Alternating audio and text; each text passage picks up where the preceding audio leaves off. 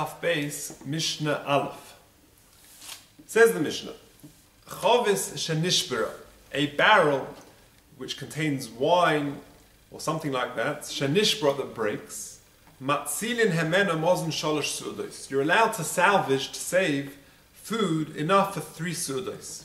Va'imel acherim, and you're allowed to tell others, boyu v'hatzilu lachem, come and save food for yourselves. Each one is allowed to save mozen shalosh sudos, enough food that would be required for the 3 Shabbos meals. This is particularly before the Friday night meal. If this took place after the Friday night meal, then they would be allowed to save only 2 meals, similar to what we learned in Perek Tes Zayin regarding a fire on Shabbos, where a person again is also only allowed to save mozen shalosh su'udos. Now, a couple of ha'oras a couple of observations about this first part of the Mishnah, and that is that first of all, the Mishnah, the Bar Tanura makes the following observation. The first Bar Tanura says, "Va'afilu b'kelim harbe." When are you allowed to save mozen shalosh su'udos? Va'afilu b'kelim harbe, even with many, many vessels. For example, you've got 1 pot for the chicken soup and 1 pot for the kigel and for the chulent. But if we're dealing with 1 kli, Omru b'perek kol kisvei, with the Gemara, the Mishnah had said previously in the perek of kol kisvei, perek Tes Zayin, which dealt with the fire on Shabbos, to come at the boy matzil, then you can save as much as you want. In other words, if your barrel has broken and wine is trickling out, and you come along with a very large jug or another barrel, and it flows into that, then that would be mutter, that would be fine to save even a lot of wine, which would suffice for 100 meals. That would be okay because it's in 1 keli. When the Mishnah limits it to mozen shalosh sudos, to enough food for 3 meals, that's talking about when it's not in 1 keli, when you've got a keli for this and a keli for that, and it's a small keli. You can't take more than mozen shalosh sudos. Now, what is the reason? So the reason is that we said previously that a person is bohul al mamonai. A person will panic when it comes to financial loss, and he might come to do things which are osa. So the Gemara explains that the concern over here is that he might come to carry in a Rishus HaRabim. That were there to be no restrictions in what he could save, he might come to carry and take more things into Rishus HaRabim in his distress. Now, interestingly, the Ramah in Siman Shin Lamatei, the Ramah in Hilchas Shabbos says, "V'yesh oimrim dafka chovish nishbra shebohul." The person is panicking; he'll be confused and he won't think straight. V'im yatzil, and if we allow him to save more, chashinam sheisaknena. We're worried that maybe he'll come and fix the barrel. So the question is: A, why did the Ramah not give the reason that the Gemara gives, that maybe he'll carry in Rishus HaRabim? And why does the Gemara not give the concern over the Ramah that maybe he'll come to fix the barrel? So the article brings the Machatzis HaShekel, and the Machatzis HaShekel says that in the times of the Ramah, it was very unusual to find a proper Rishus HaRabim de'oraisa. So therefore the concern that he can only take mozen shalosh sudos, because if we allow him to take more, maybe he'll take things out into the Rishus HaRabim, it was unusual, because it was unusual to have a Rishus HaRabim de'oraisa. Therefore, the Ramah gives another concern of chashin and sheisakneno, that he might come to fix and repair the barrel. The question is, why doesn't the Gemara give that reason? So again, the Machatzis HaShekel explains that in the times of the Gemara, there wasn't really a concern that he might fix the barrel, because most barrels were made out of earthenware, and once they broke, there's nothing you could do about it. But in the times of the Ramah, the material used to store food was repairable. And therefore, the concern of the Ramah,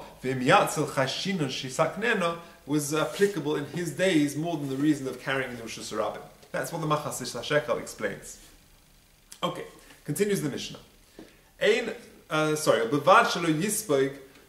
So long as he doesn't sort of mop up and sponge up the wine, that he can save it in another barrel, but he shouldn't take a sponge and mop it up. There are 2 concerns here. One is Shema Yischot, because if you mop up wine with a sponge, you might come to squeeze the wine out of the sponge, which is a problem of dosh, as we'll see soon. And another concern is it's uvda d'chol. So even if there wasn't a concern of Shema Yischot, for whatever reason, there's still a concern of uvda d'chol. It's a weekday activity, and therefore it's degrading to do this on Shabbos. It says the Mishnah, you're not allowed to squeeze fruit, to press fruit, to extract liquids from it. Now, we need to have an introduction to this concept of schitas peretz. It's a big topic, and a short introduction as follows. First of all, what is the problem with squeezing fruit to extract juice? The problem is that of dosh. Just like dosh, says the Aruch HaShulchan, that you're extracting grains which are hidden within the husk of the grain, of the fruit. So you're extracting the grain from the husk. So too, when you press fruit, you're extracting the juice from within the fruit. And therefore, it's a tolda of dosh, which is one of the 39 Avos Melachos. Furthermore, there is a very important classification of which type of fruit we are dealing with when it comes to schita. There are basically three levels. Level 1, and the most serious, is zeisim and zeisim and anovim, olives and grapes. That is level 1. And to do schita on those fruits would be an issa d'oraisa. To squeeze olives or grapes to extract liquid would be an issa d'oraisa. Level 2 is fruits which are normally eaten, but occasionally they are squeezed as well. For example, oranges and apples and things like that. For that, to do schita on those fruits would be an issa d'rabbanan. And then you've got level 3 where you have fruits which are never squeezed. So the examples that they are given are sorb apples, quinces and things like that, where no one squeezes them for their juice. Now, the halachas differ as follows. The Mishnah continues and says, V'im yotzu me'atzmon. What if juice just came out by itself? You keep some, I don't know, some strawberries or some mango or some oranges or apples in the fridge, and juice just sort of seeps out, and in the little bowl where you've got sliced apple or sliced oranges, you've got some juice which is collected at the bottom. What, can you drink that? Is that a problem? So the Tana Kama says asurin, you cannot. Rabbi Yehuda says it depends. Im la ochlin, if the reason why you bought these oranges is so that you should eat them, then hayotzi men mutter. Then any juice that comes out is mutter. V'im la mashkin, but if you bought these oranges so that you could squeeze them and make fresh orange juice, then hayotzi men is also. Then whatever comes out is also. Now this machlokus Rabbi Yehuda and the Tana Kama is specifically in level 2 types of fruit, i.e., fruit which are normally eaten but occasionally are juiced.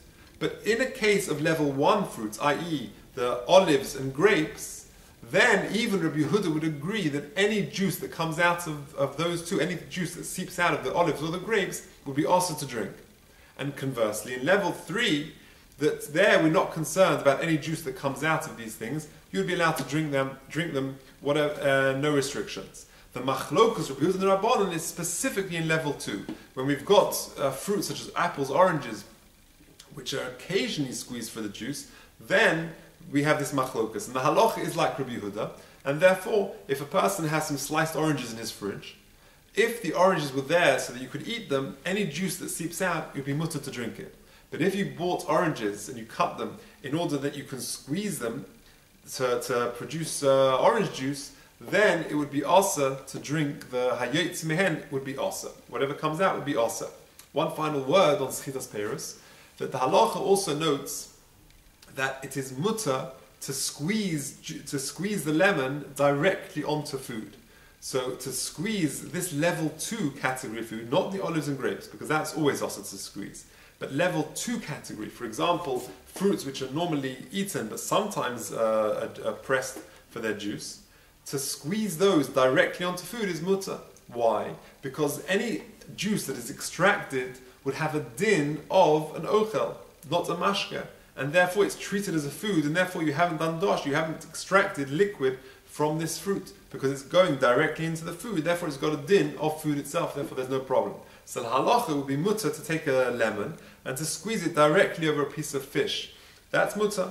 With regard to squeezing a lemon, for example, over sugar, and you've got a spoon of sugar and you squeeze a lemon on top of that to add to your lemon tea, the Mishnah Berurah allows that. The Chazon Ish is machmin, does not like that, because he says lemaisa, you're going to then pour it into your liquid. You're practically speaking going to then stir your lemon tea, and therefore it's as if it's being poured directly into the lemon tea. But the Mishnah Berurah is matir because realistically you're actually squeezing it into the sugar, which is a solid, and therefore he would be matir it. Okay, concludes the Mishnah.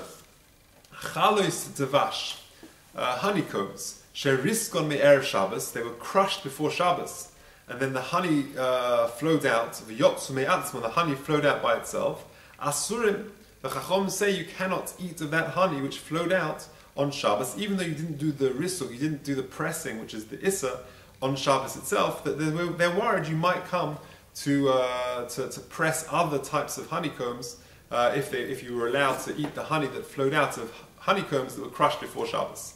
For Rabbi Eliezer is matir. Rabbi Eliezer is matir. He permits you to partake of the honey which flows out of the honeycombs that we crushed before Shabbos, because Rabbi Eliezer would say these were crushed before Shabbos. They've crushed already, so there's no chashash that you might come to squeeze them again because they're already pressed, and therefore he would allow you to take of the honey. The Chachomim would go there that you might come to press other honeycombs which have not been crushed. That is the end of Mishnah Aleph.